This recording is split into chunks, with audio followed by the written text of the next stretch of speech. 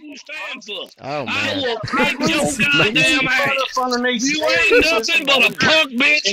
Fuck you and every goddamn thing you stand for. Bro, who invited this dude, bro? What the fuck? So, bye.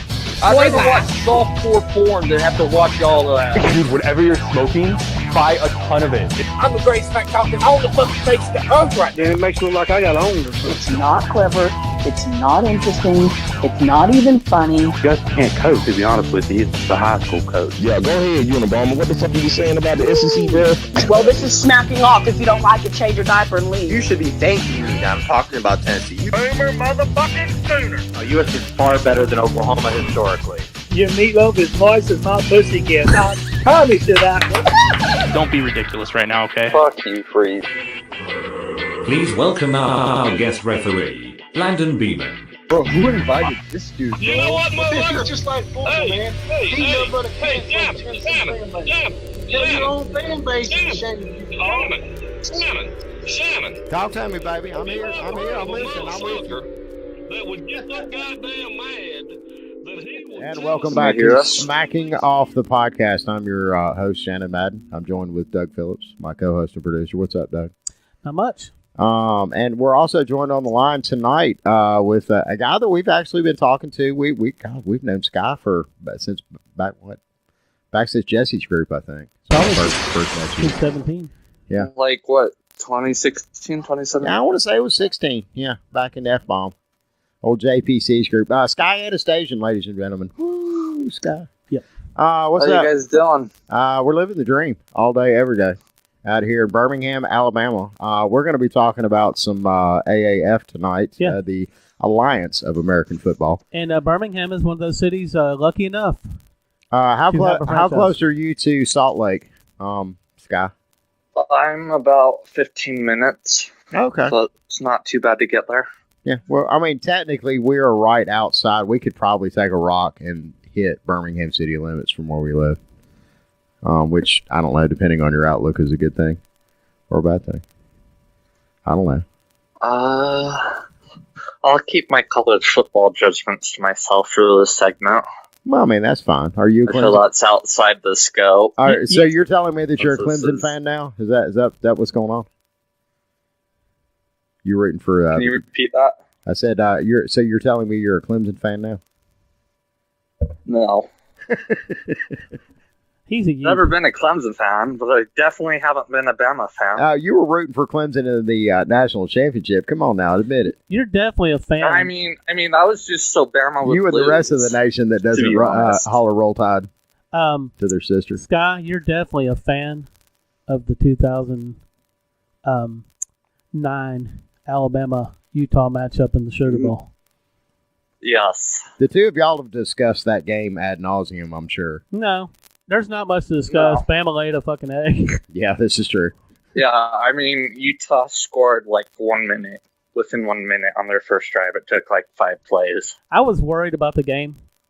I really was, because for Bama to go from having a shot at the national title to being in a Consolation Bowl, and Saban does not have a good record under the circumstances. To be fair, he talked tons of trash against Utah. Did he? In the weeks leading, yeah. I didn't know from what I've read. He doesn't do that much anymore as far as his opponents. No matter how much he dislikes his opponents, he always gives the stock response, They've got a good team, they've been very well prepared, blah, blah, blah, this, that, and the other. Playing 6-4, he was Mississippi State or whatever. He really talked smack in the weeks leading up to the matchup. He was like, Utah will never beat us, and I can't imagine the West ever hanging success over us, blah, blah, blah, blah, blah. And it just gave us fuel on the fire to want to kick his ass. Well, I mean, that's fair. That's, just about every fan base in the country wants to kick Saban's ass. True. All right. True. All right. So, how's this league shaping up? This AA? Yeah, Salt Lake has had kind of a rough start. Only one 1-3. game. It kind of hurts. How many Utes was on that team, Skye? 10. Wow. Got a lot of Pack players. Any local team. Got a lot of Pack players there. Quite a few, yeah. Yeah, that's what I figured. I don't know the exact numbers on the Pack players. I could go find my roster. No, it's not. We're not gonna quiz you on it. That's for damn sure. I mean, we're still getting to know this league ourselves. We're actually pretty stoked. Steve Spurrier is coming back to play Legion Field right down the street from us. First time back in a while. Yeah. He played his first game in Utah last week. Yeah, how'd that work out? I mean, Stallions kept him from scoring even a touchdown in the first half.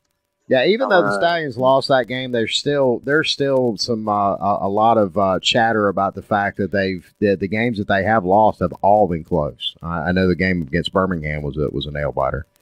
A very defensive struggle on both ends. I really love this idea of a sky judge. Yeah, apparently the NFL does too. There's been a lot of national media, of course. There wasn't much national media on this at first. I think a lot of people expected it to be a one and done kind of deal. And now I was remarking to Doug about this. When did CBS get involved in this? Because now I noticed that over the weekend, instead of watching the games on TNT, we're watching the games on CBS, which is certainly a step up. And I think it's primarily because TNT had. Was it? I can't remember. I want to say it was one of the Spurrier games, one of the Orlando games. Which had some offense in it. Which had some offense in it. Picked up like 1 million viewers. Now, this wasn't last weekend. I don't know what the ratings were, this last weekend now that they've transitioned over to CBS. But there was the second highest show in its time slot, which TNT, that's a rare, rare occurrence for them. I think people are just really still ready to watch some football. Yeah, obviously. And I don't know, and I think it also speaks to the fact that it is a good product. And we're not talking about the opening. We're not talking about the opening week when people are curious and will naturally just tune in just to see what's going on. We're talking about a few weeks in where it's starting to get some buzz elsewhere, and people have no choice but to tune in. Particularly, diehard college football fans, diehard NFL fans, diehard football fans that are just watch a game. To answer your earlier question, I think CBS was the first deal done, and what the AAF does is broadcast one game a day or whatever to CBS, and then the other networks can grab up the others. So it's pretty much kind of a deal like college football has. Where there's some of the marquee games or some of the marquee games within certain conferences that are owned by various entities, like the Big Ten is owned by Fox. SEC, of course, is now being run by ESPN and so on and so forth. Basically, there's money involved though. I guess that's kind of the heart of what I'm saying. And once you have money involved, well, come on. You got any hope that your what's Utah, the Stallions? Yeah. Sorry, the Salt Lake Stallions. You got any hope that they're going to make postseason? And what is the postseason of this league? I have no clue. Postseason of this league's really brief. It's briefer than even the NFL postseason, where the NFL at least has like a playoff or whatever, and college football has bowl games and a playoff and what have you. The AAF just has one game in its postseason, and that's the championship, where the champion of the East plays the champion of the West. Well, I mean, you only have 8 teams right now, so I guess I can understand that. That sounds, and if I'm not mistaken, each team from the West will play each other twice, once at their home and then once. Correct. Right? Yeah, that's it. I like that. So I don't know. I still want to see this. I think the key to its success, pretty much like the key to all of the other arena league type football, situations, is you're going to have a product that's pretty damn close to the NFL, and you're also going to have the support from the NFL as kind of a minor league situation, I don't see it being able to survive in the long term without some sort of help from the NFL or some sort of interest from the NFL. Not necessarily money wise, but collusion. I believe hashtag collusion. How the AAF set itself up is really almost identical to a minor league, because apparently there's this contract where if the NFL wants any player from the AAF will release them from their current contract with no questions asked, without a fee. Oh wow! So yeah, so they're working. The NFL's already working with them. Excellent. Yep. Hey, they're showing games on NFL Network. Oh wow! Yeah. So. Yeah. And now there was and of course we talked about it, I believe, last episode about the cash infusion. It's funny that they were at first I guess Deadspin and a couple of the other ones picked it up and they labeled it as pretty much a cash bailout, but now they're saying it's a cash infusion where they apparently had forgotten to leave enough money in the checking accounts to actually pay the players, and that was in week 1. From what I've heard, it wasn't even a cash infusion. That was an investment, and the reason the players weren't getting paid was because they were moving over to a new payroll system, and there was a couple glitches for a couple of days, but they got those ironed out, and players did get played. The players did get paid that week. Well, I'm pretty sure that they would have had to have gotten paid by now, because otherwise we definitely wouldn't be seeing any more games. That would have that'd pretty much shut the whole damn thing down. So there's money swirling around it. That's a good thing. That kind of lets me know at least it's going to be around for a little while. Well, Skye, this is going to be a short segment because we've got some other stuff we've got to go to. But I really wanted to get you on for that first time because we've talked about doing this for a while. Pop your cherry. So for years. Yeah, so we want to do this again. But before we let you go, next week. Maybe. I'll have to look at the schedule. I'll get back with you. Do you have any predictions on how this is going to play out this year? So I do have a prediction for this week. Okay. There will only be one undefeated team left after the end of this weekend because they both play. Birmingham lost. Birmingham lost last week, 12 to 11, and again, I stand corrected. Another nail biter. All right, so we're gonna see some good football. But it's still right now, as it stands, though, it's still 1 versus 2. So this is actually kind of a big deal. So everybody will have a loss if playing in Birmingham's house. I might add. Everybody will have a loss if Birmingham beats Orlando. Perhaps. I don't think they will. I don't think they will either. Spurrier's got them boys coached up as usual. The old man still got the touch. Yep. Yeah. Skye, we appreciate it. See ya. Take care, buddy. Please consider donating to the Smack the Jesus Cash for Rust charity. Let's help this Smack legend in his greatest hour of need. Thank you in advance for your most generous donation. This ad has been brought to you by Doyle Hargraves Construction and Uncle Harvey's Tree Service.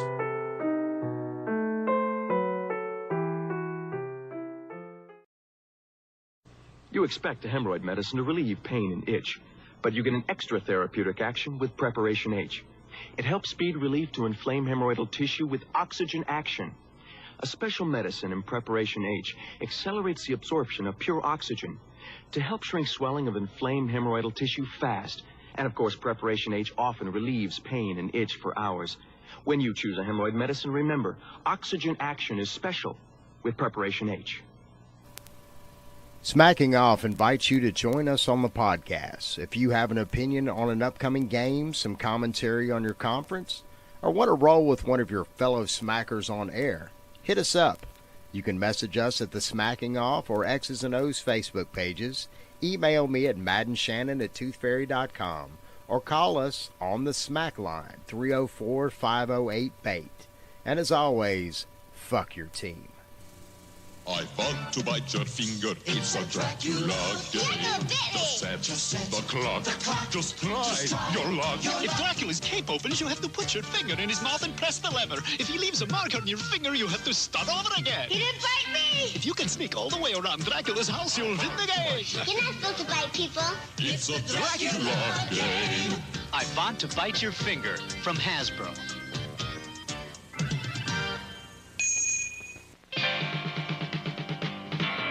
You getting hot? Yeah, you getting thirsty? Yeah, this is a job for Kool-Aid. Hey, Kool-Aid! Oh yeah, crash bang boom bang. Kool-Aid wipes out thirst for you. Oh yeah! Crash a bang a boomer with a big bright smile and a fun taste too. Oh yeah! Super, hey, your friend's cool. Our friend's Kool-Aid. Kool-Aid brand soft drink mix. Oh yeah! Our audio-only podcast is hosted at podcastgarden.com/podcast/smackingoff. Or find us on Google Play Music. Or on iTunes. Are you irritated with something we said on the podcast? Well then fuck you. Call the smack line and tell us all about it at 304-508-BAIT. Don't be a pussy fuck boy. Call the smack line today. Messages left on our smack line will be used at the end of Smacking Off the podcast episodes.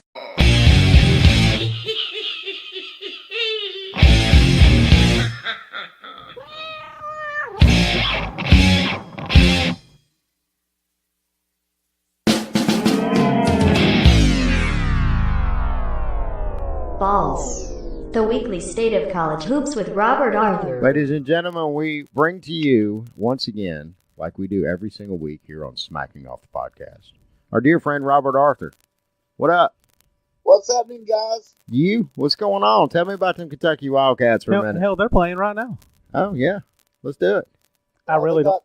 They got beat by Sally by Tennessee. I mean, you got to be honest, it happened. Well, it's a 19-point loss. It was a 19-point loss. Kentucky beat Tennessee by 17 in Lexington. Am I right on that? It was 17, wasn't it? So Tennessee is only better than Kentucky by 2 points. Well, I wouldn't go that far. I mean, I wouldn't either. The game. I mean, with Reed Travis in the first game, Reed Travis were pushing them guys around, and Kentucky won the physical battle. In the same matchup, without him there, Tennessee played harder and won the physical battle, and both teams got the calls to play physical at their home arenas. So I can't wait for the rubber match on a neutral floor with Reed Travis in the game. It's coming. It's coming unless something odd happens in the tourney and one of them goes down before they can meet each other. Well, that's highly possible because the SEC isn't a chump conference. So I'm right now projected 8 teams for the SEC in the tournament. And we've got the Iron Bowl of college hoops tonight, man. Yeah, Alabama-Auburn. And Alabama don't win that game, they're done. Yeah, that's pretty much about the size of it. Of course, Auburn's in a weird place right now. Definitely not where Auburn faithful anticipated they would be several years ago when they hired Bruce Pearl. It looked great early this year. I mean, that they were really excited there for a few games, and it just kind of tanked after that. Well, I mean, they got the same problem that every team that solely relies on three-point shooting has. When the shots don't drop, what do you got? Right. You know? But I think they're still most likely going to make a tournament, even if they lose tonight. If they lose tonight, they're going to have to win 2 games in the SEC tourney. I don't know if they can do that because the competition's so good. I mean, the SEC's looking like the NFC East right now, the way teams are knocking each other out. LSU, Tennessee, and Kentucky's all had turns at each other, and it's a tough league right now. But I think Alabama could win that game tonight. All 3 are currently in the top 10. That just blows my mind. That if you'd have told me at the beginning of the season that the SEC would have, toward the end of the season, 3 teams in the top 10, I would have laughed my ass off. Yeah. And if you look at the results, right, I mean, I know Gonzaga's number 1, but if you look at who all has beaten each other in college basketball, if you go through North Carolina's, Gonzaga's, Tennessee, Kentucky, Duke, and look at common opponents, I mean, Tennessee is every bit as good as anybody else. Virginia's really the only team that shines above the others, but they've lost to Duke twice. That's the only team they've lost to. But the rest of them haven't done anything other than beat up on each other. With Zion Williamson out, Duke looks very human. With Reed Travis out, Kentucky looks like a pretty good team, but an inconsistent one. I mean, I just watched the Duke game. It was all they could do to beat Wake Forest, who was 11-17. And they got lucky to win that. Truth of it is, all these teams are tested against each other, and the only ones really sticking out at this moment really is Tennessee, and North Carolina's made a refreshing comeback. Yep. But they've had their losses against Kentucky, and I think Gonzaga. Well, that's right, they beat Gonzaga, didn't they? Tennessee did, didn't they? Yes, Tennessee did, and I think North Carolina did as well. Okay. Well, so the Zags have 2 losses? Yes.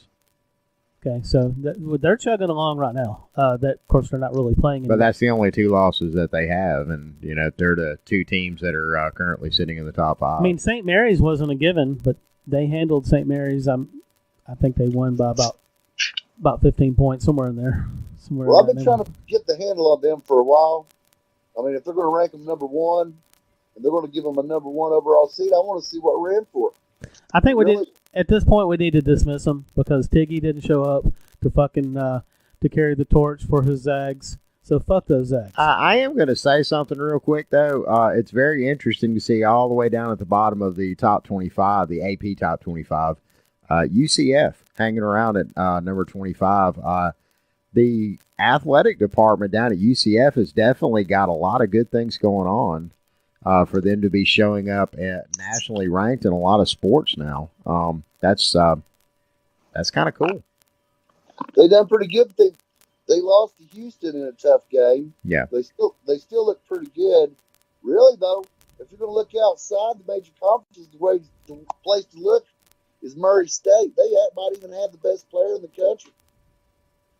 And they what's his name? Jaw something or another. I don't know if I can pronounce it, but Robbie Zion might be better, but they've got probably the best player in the country. The problem is the OBC is tough too. Their conference, Austin P, and is tough too. They might not even win their own conference tournament. And but really, truth of it is, if Zion Williamson, if he don't come back against North Carolina, Duke is going to lose, right? Or can you still keep them as a 1 seed if they keep losing? If they keep hanging on against teams like Wake Forest by the skin of their gonads? I mean, really, you got to put, depending on who you look at, Tennessee is 4th, 5th, or 6th in the different rankings that are out there, the AP, the college, CBS, Ken Palm, all that. Tennessee's going to be a solid number 1 seed, I think, if they play up to the SEC championship game. If they beat Kentucky before then, with Reed Travis back, then UK is the number 4 seed. That's how simple it gets. So basically, if I'm looking for a bracket buster, I need to look for the OVC. Yeah. Yeah. Whoever wins the OVC might actually get 2 teams in the tournament. I don't think the tournament has been as judicious on that as they should. But yeah, the OVC is your bracket buster. Maybe Buffalo, and then which currently sits at number 19. How about Villanova? Well, Nova's at 22. They got the coaching. I mean, that's what college basketball is really about. Are they on are they a bubble team? I don't know. With them being in the top 25, I think that would. Yeah, they're in. Yeah, I think that would probably. Oh yeah, but see that they point out everything that's true about college basketball, right? And that is that one and dones are sexy, and you can win with them. Kentucky did it in 2012, but they had a few experienced players too. But the truth of it is, experienced team with a great coach will win. Well, their experienced team all graduated, but they still have a great coach. I mean, that's like Michigan State.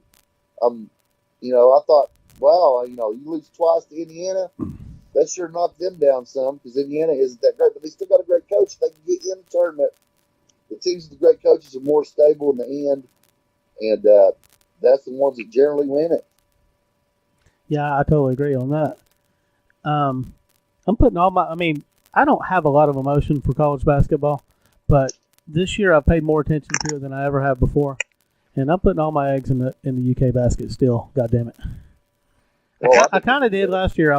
Because I knew that Kentucky was probably the SEC's only chance, and I realized that Tennessee they're formidable, and I know that they could get to the Final Four, and so Tennessee would pose a legitimate chance for the conference as well. But I just can't pull for the fucking balls. Well, I'll tell you what, it's about to be even tougher if you think about LSU.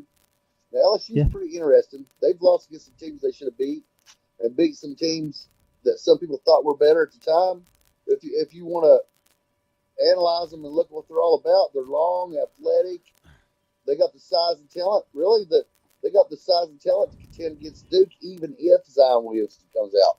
Now, if LSU and Duke are in the same bracket and they have to meet to go ahead, my money's on LSU, even with Zion Williamson. LSU looks good, and they've got a really physical big player. What's his name?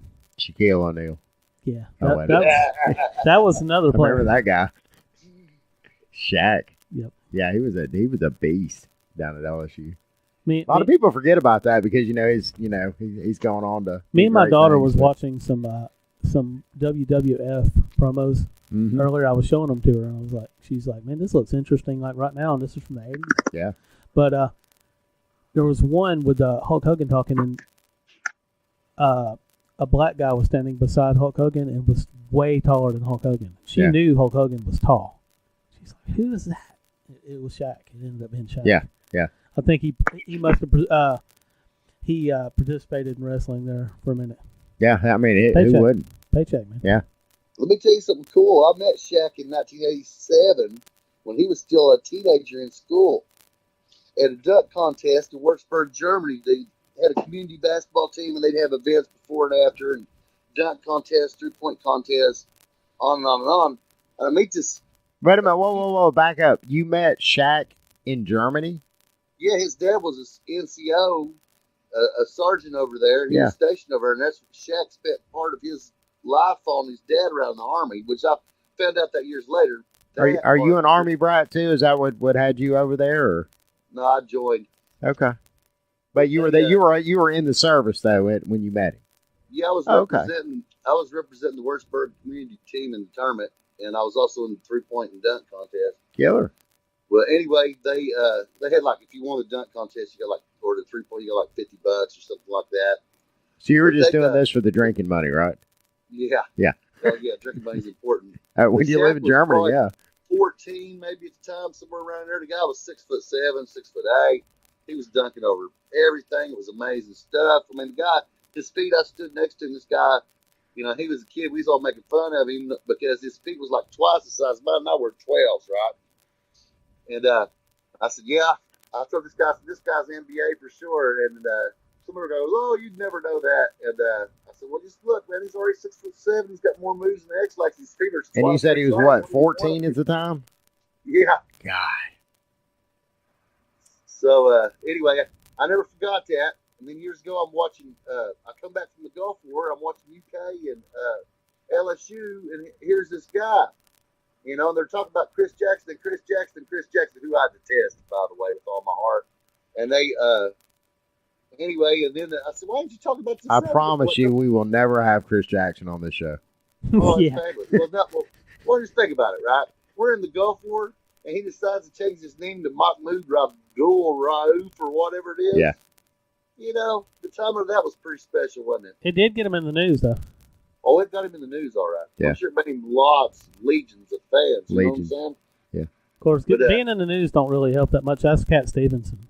Or Cat Stevens. I understand how they tried Colin so high in Kaepernick. the NBA when he couldn't even stay with the 5'7" point guard that Kentucky had at the time, Travis Ford. Yep.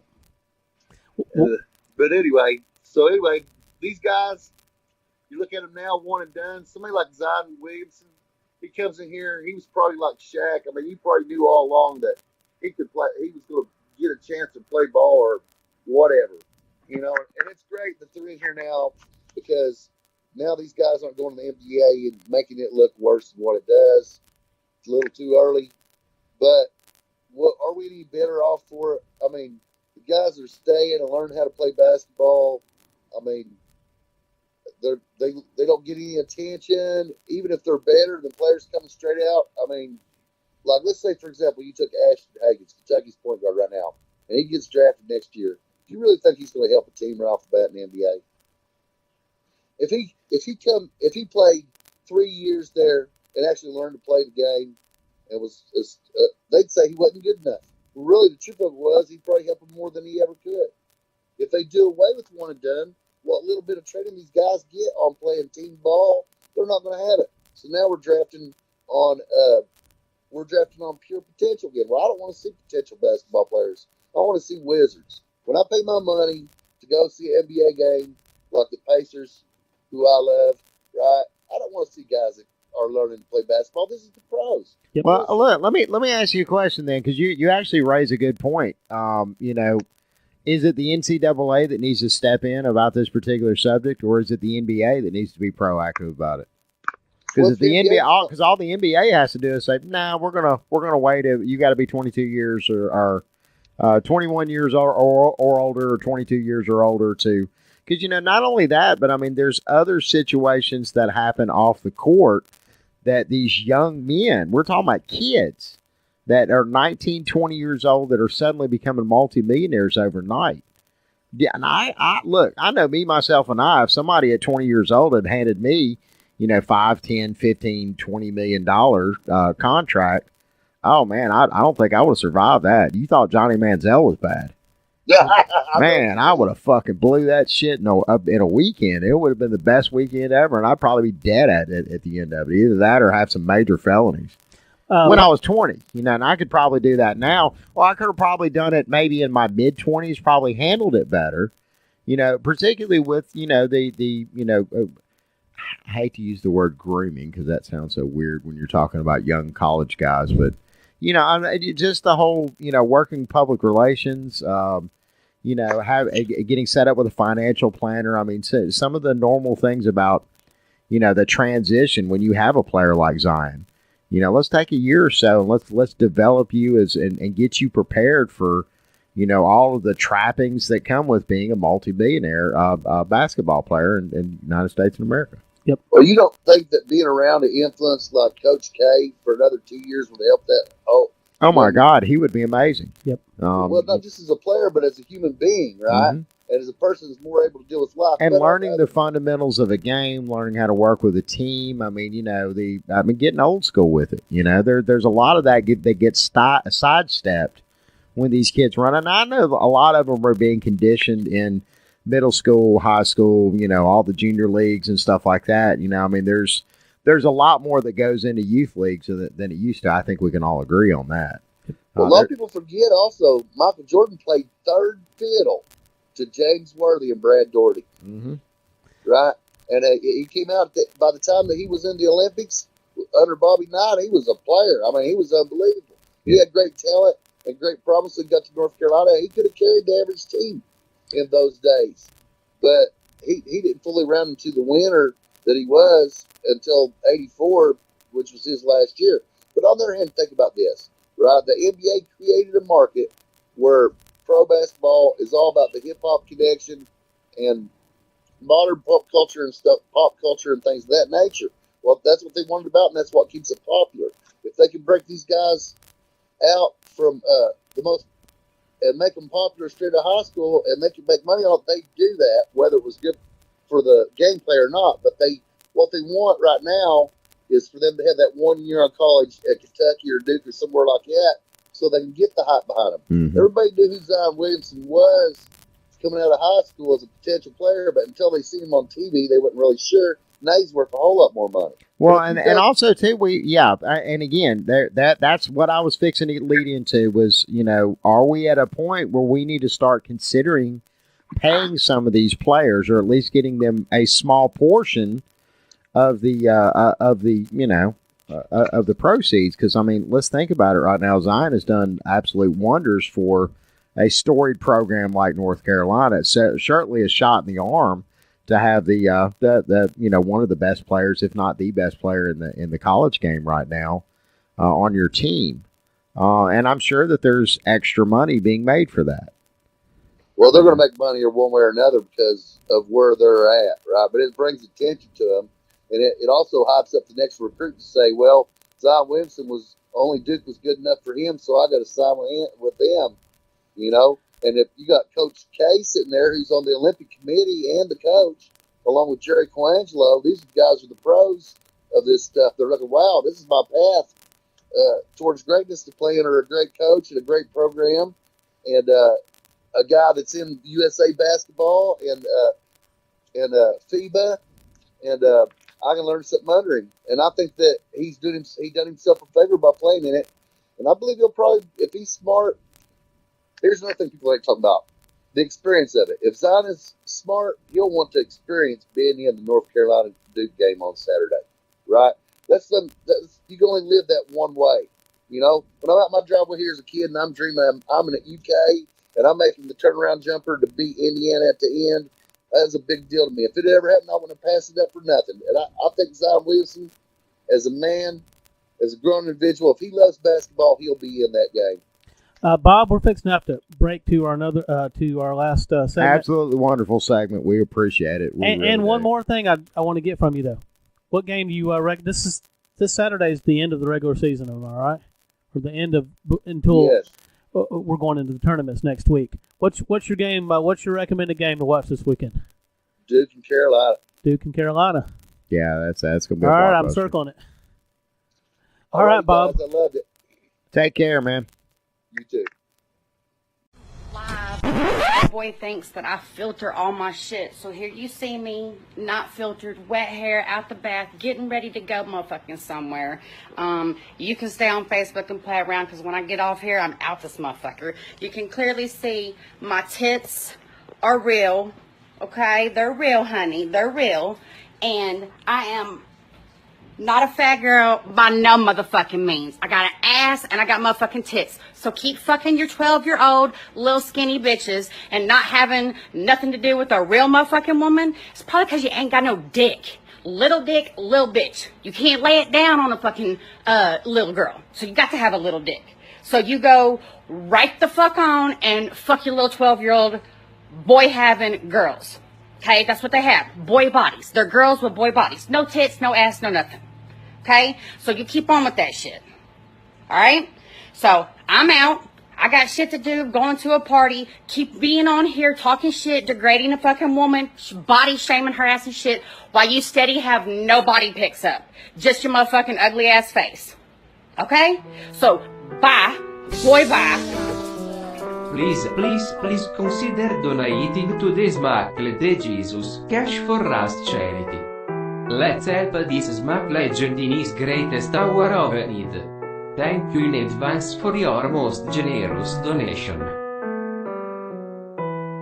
This ad has been brought to you by Doyle Hargraves Construction and Uncle Harvey's Tree Service.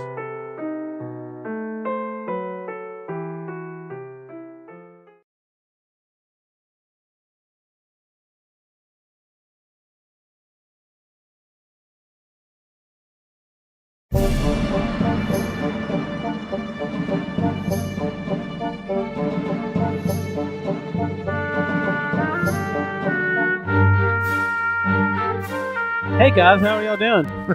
Shut the fuck up. We had a, believe it or not, we've had a technical difficulty. No, it wasn't. No, it wasn't. I didn't turn the microphone up. I was too busy trying. I'm going to blame this on Beeman. God damn it. Yeah, Landon Beeman came in, cut the sound off, and then he left in a huff. It was pretty bad. We had to take the whole thing off air. We're still friends with Landon Beeman, and we want to remain friends. So let's just go ahead and put this out here. We do have Landon Beeman on and Alex Bryan. Landon Beeman is now a Utah fan, and hey, but both of you guys are Urban fans, are you not? Yeah, that's the glue that holds them together. That and Simmons. I'm kind of an Urban fan, but to be honest, some of the matchups between when his teams were great and Kyle's teams were great, I would honestly have to give the edge to Whittingham, especially 2008. Yeah, I don't know. I kind of agree. Just because Urban was only there for 2 years, so it's kind of. I mean, what Urban did there in 2 years was astronomical. It was. program. I mean, there's no getting around that. But at the same time, though, I don't know what the shambles that he left the University of Florida when he left that program, quote unquote, for health reasons. It was leaving coaching and was suddenly popped back up at Ohio State. I don't know, man. Yeah, and see that's the thing too. Like going back to that topic, if he were to go coach somewhere else in college, obviously a lot of us Buckeye fans would be pissed off because why would you go back to the college game? He's always said that the reason why he won't coach in the NFL is because a record of like 11-5 is normal, and he takes losses so hard. 11-5 will get you to the playoffs. And, yeah, exactly. But he mentally would feel like he would be failing if he were to lose 5 games in a season. Horseshit. That's what. So that's why college was perfect for Urban, because if you can make a team great, you don't lose much. And I mean, he only ever lost the most in a season at Ohio State, 2 games. Yeah. So I think that's about the same at Utah as well. It's 2 games. Wow. Yeah. And I just want to point out on that list that I talked about of the one website, theathletic.com, they actually ranked Winningham 23rd in the top 25. I think that's actually pretty low for him. He probably should be higher. I would agree. But we're talking about Herm Winningham. But once again, guys like Jim Harbaugh aren't on this list, and guys like Monken at Army are almost top 10 on this list. So, what about Whittingham? Where is he? I can't actually read the article. You have to be subscribed for whatever reason, but they have him at assholes. Man, you gotta hate that. I hate those. It's like every once in a while I click on one for like New York Times. Yeah. And I click on so many in a month, and they start hitting me up for like $1 an article or some bullshit like that. I'm not paying that fucking $1. I'll just get back on Google. I'll find it somewhere else. Assholes. Yeah, they actually have after obviously Saban and Sweeney, they have Peterson. I mean, if it was real news, okay, yeah, I guess I could see it. But what you're paying for somebody's personal opinion, one person's personal opinion, right? Educated guess, exactly. which from what you just said doesn't sound very educated in spots, right? I mean, it's tough for me to, and look, I'm not hating on Lincoln Riley. And in the first 2 years he's been a head coach, he's blazed quite a trail. But then again, he was also given a really nice, beginning, if you will. He had a nice car coming in. Oh, two Heisman Trophy winners in a row. Maybe three. Maybe. I don't know. We'll see. Are we talking about Jalen Hurts, or are we talking about we're talking about Jalen Hurts. I mean, I literally told a buddy of mine, Cameron Stoking, tonight, I'm like, if Jalen Hurts wins the Heisman next year, I will literally buy an Oklahoma shirt, and I will sing Boomer Sooner, and I will post it on every sports page I'm part of. Have fun with that. You heard it here right now. Yeah. I'm a huge Jalen Hurts fan, but no, I won't do it. Let's just go ahead. I really don't. I mean, I think Jalen Hurts is good, but I don't see it. Having 3 quarterbacks from your school win it 3 years in a row, it just seems. I mean, the chances of it happening 2 years in a row is really long. Yeah, slim to none. Right. So, but also, I don't know. Everybody's kind of gotten excited about Jalen, but you're listening. You're talking to 2 guys that watched Jalen up close for several years now and watched his trajectory. And there's been a lot of spots where Alabama fans were shaking their head because first off, he couldn't get the ball downfield. And then, of course, everybody kind of pointed to different other staff members on the offense that, we need a better receiver core, this, that, and the other. And then Tua comes in with pretty much just about the same exact lineup and is able to, produce offensively. Yet you have to point out that against Georgia and Clemson, Bama fans all of a sudden wanted Jalen Hurts back in the game. This is true. And he did lead them back against Georgia, but it was kind of too little, too late against Clemson when Well, they, you know. the way I look at that, and I realize that some people may be like throwing him under the bus, or he sucks and he'll never he should never play again or should never start. But you know how that shit goes.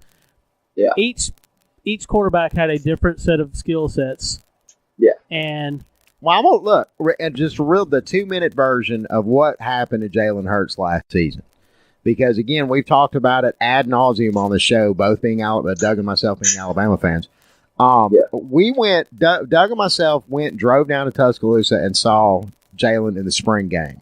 This was right immediately after he was kind of grumbling. Well, he wasn't grumbling, but his father was kind of grumbling to local media about the fact that, you know, they feel like they passed him over for Tua, and he had done all this work for the team, led him to a 27-2 record as a starting quarterback. And then they just kind of just shuffled him off in the corner and started chasing after Tua and working with Tua and so on and so forth. So what happened was Tua was injured, and the spring game came up. So they put Jalen Hurts was the starting quarterback for the spring game. Now, bear in mind, I know it's a spring game. It's a controlled scrimmage. It's not an actual real game. It's not an indication. But you get to see guys' skills in that game, man. And I'm gonna really tell you what, Jalen Hurts was easily in that. That's more like second and third string, though. Well, that's the thing. Well, true, but at the same time, Jalen Hurts looked like easily probably one of the worst Alabama quarterbacks at least in my lifetime. He looked fucking. You got to think horrible. of it this way too. In a spring game, especially for a college like Alabama, Jalen Hurts in that spring game is getting paired up against guys from that defense, especially that defensive line who terrorized college football. So he gets that firsthand, and in practice too. So it's not like he's not getting challenged by a good defensive line here. Yeah, and to be fair, and I'm taking that into consideration, but, also, too, Alabama is extremely deep on defense, and what's his name, Matt Jones, the third-string quarterback, came in and actually had a really good game. I mean, a surprisingly good game. Threw for well over 200 yards. I have a message from Landon Beeman. Landon Beeman. Hey, sorry, last-minute tickets to the Bama-Auburn game tonight. My company was a part of honoring the victims in Lee County due to this weekend's tornado. Had no choice but to attend. My apologies. Tell the replacement Landon Beeman to give him hell, and fuck you motherfuckers. Yeah. Hashtag fake profile. He didn't want to get smacked. That's all it is. I would have dumped for tickets to the Bama Auburn game tonight. Yeah, I probably would have dumped this podcast too. Yeah, there'd be a lot of. I probably still do it, but there'd be a lot of crowd noise in the background. Can we do a moment of silence for the tornado victims? What's that now? Could we do a moment of silence for the tornado victims? Because I was originally planning on having us do that during the AAF segment. Well, sure, go ahead. Let's do it. I mean, that's only the right thing to do, right? It is. And we're back on Smacking Off the Podcast. I'm your host, Shannon Madden. I'm joined with Doug Phillips. We're joined with Landon Beeman, hashtag fake profiles. Yep. Say hello, Landon. Landon. He's still having the bonus. Landon's at the game, isn't he? Yeah, you're the replacement. You're Landon. Come on. I'm the replacement, yeah. You're the running joke, Landon. Landon, how are you doing tonight? Thank you. Talk really loud. How was the Bama-Auburn game? It sucked. That's what Landon would say. Not if Alabama wins. If Alabama wins, it might be a decent game. All right, so this is odd that the segment fell together like this. So I'm going to go ahead and step out on a limb, and I'm going to say that Utah exceeds expectations this year, and Ohio State just barely gets left out of the CFP again, and they meet in. I honestly have to agree there. Utah's returning all but 6 starters. Zach Moss is looking to break every school record in the book. So is Huntley, I believe. I was saying their two biggest threats in Washington and Washington State both lost their quarterbacks, did they not? Yep, I believe they did. Washington State lost a hell of a quarterback. All right, I don't foresee USC making a whole ton of. I mean, they'll be better than last season, I believe. But this could be Utah's window of opportunity to go to the playoffs. Yeah. Maybe. It's looking really huge. All right, well, you heard it here first. Utah and Ohio State in the Rose Bowl. Oh, I love it. And I wanted to see that matchup last year, but with freaking shipped Urban. to Washington. And we're going to be having a Skye Alex segment right before. Yeah, but I expect both of y'all to attend the game, and we can live vicariously through both of you. Yeah. All right. Dude, I'd love to go to the Rose Bowl. That'd be great. You just have to give me tickets and plane ticket there. Wonder how much a hot dog in the Rose Bowl Here's what I was going to say to Landon when it came to playoff, because I'm sure he was going to argue with me about Ohio State getting left out, stuff like that. I'm going to just say it right now. I don't think we make the playoffs this year either. There's just a lot of there's too many intangibles or in questions going into this season from obviously a coaching standpoint and new players coming in standpoint. I do think, like you just said, we'll get close. At worst, we'll lose 3 games, but I think 2 is probably maybe 1. We're definitely going to drop 1. Probably that Northwestern game. Are you gonna make Kyle Gollix and Chris Scully's night tonight and go ahead and predict Penn State to finally win the Big Ten and get in the CFP? I can't only because I just don't know how they're going to survive this year without Trace McSorley. Right. But it's going to be a close game. I don't doubt that at all. But I feel like without Trace McSorley, they're going to be searching for themselves. You know, everybody said that about Oklahoma after they lost Baker Mayfield. It's true, but So, I mean, there's always that I don't see them having a Kyler Murray on their bench. Yeah. You know what I'm saying? So I don't know. Well, that'll have to be something leading up to the game that I look at and maybe reevaluate. But it's going to be like it usually is. It's going to be a close game. But by then, Ohio State's all to be undefeated, and you all will be saying, "Fuck you, motherfuckers!" I never said that they wasn't. You know, it'd be really cool. What's that? If Utah went undefeated somehow, don't get me wrong, I think we're probably going to have at least 1 loss. But if Utah somehow went undefeated and then Ohio State somehow went undefeated and they both met in the championship game. You mean the CFP? Yeah. Come on now. This is a sports show. This is not a. What would you call that? Oh, that's fantasy, is what that is. Yeah, I was about to say. That's like unicorns and leprechauns and. You never know. All right. Yeah, I mean, I've seen stranger things happen. The only thing predictable about college football right now is that Alabama and Clemson are going to be the 1-2 seeds in the playoffs next year. Maybe, I don't know. There's still a lot of football left to play before I can admit that. I want to see what Alabama does with this, because this is new territory for Saban. It is to come into. I mean, really, the narrative has changed. It's completely changed. People are picking Clemson to win it for a second straight year. Yeah. For the first time in a long time, Alabama comes into a season and they're not the favorite. And that's odd. I think but here's the thing, though. Every time Bama's not ranked number 1 going into the season, they win it all. But when they are ranked number 1, they end up losing. All we can really pray for at this point is a less than 9-win Auburn team at the end of the year. Yeah, right. Because that 9+ win Auburn team is usually the fucking Achilles heel. And I think that's a Jordan Hare this year, isn't it? Yeah. Yeah. All right, let's get parting shots from both of you guys. So go ahead and give Landon a big fuck you, Alex. Yeah. Hey, Landon. Give him hell. In all caps, fuck you for not showing up for a fucking basketball game. Yep. We all know. I would have bailed too. I'm sorry. Yeah, fuck you. And Landon. And Landon, Alabama's schedule is once again easy as fuck. If you drop a game, I'm coming for your ass. Fair enough. We all should. This is coming from the guy that was worried about the Northwestern game this year, so I'm good. Hey, listen. They have all the motivation they need. We just beat them for a Big Ten title. It's at their place. The last couple times we played them in the regular season, they've been closer than they should be.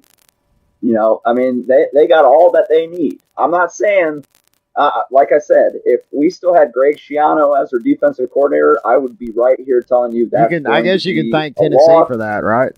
That's going to be a blowout loss, but I think we can win that game, but it is a trap game nonetheless. All right, Landon Beeman. Give us your parting shot. Give us your go Utes, man. Go Utes, and fuck you, Real Landon, for not showing up. Because basketball. How about a roll tide for both of y'all? I was going to say, you should have had him say Go Utes. Yeah. No, but we rolled over that time. We rolled them right down the hill. Yeah, he did. 2009, it happened. It's a Find funny story. Smacking Off the podcast on YouTube, at Podcast Garden, Google Play Music, and iTunes. Make sure to check out the 9 p.m. Eastern, Tuesday and Friday Facebook Live episodes at #FamilySmack. Please subscribe to our channel by clicking the small smacking off icon at the top of the screen now. Click the link at the bottom of the screen to watch last week's episode.